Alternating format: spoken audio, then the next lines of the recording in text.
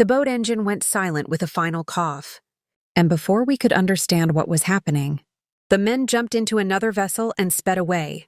We stood frozen, the water stretching endlessly around us, the sun sinking lower with every passing minute.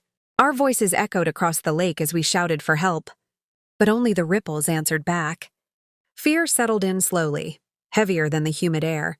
As the realization hit us, we had been left alone on purpose. At first, panic took control. The lake looked calm, almost peaceful, but beneath that stillness was the unknown. We checked the boat again and again, hoping the engine might miraculously come back to life. Phones had no signal, and the oars were missing. It felt like a cruel joke, carefully planned, leaving us trapped where no one could hear us scream.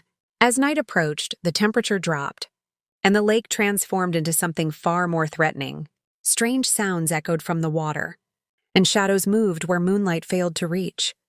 We huddled together, sharing stories not to pass time, but to stay awake, to keep fear from swallowing us whole. Somewhere between whispered prayers and quiet tears, we realized that giving up was exactly what they expected. When dawn broke, hope arrived with it. We noticed the current pulling gently toward the eastern side of the lake. Using broken pieces of wood and our own hands, we slowly guided the boat, fighting exhaustion with every movement. It wasn't strength that kept us going, but stubborn determination, the refusal to become the ending someone else had written for us.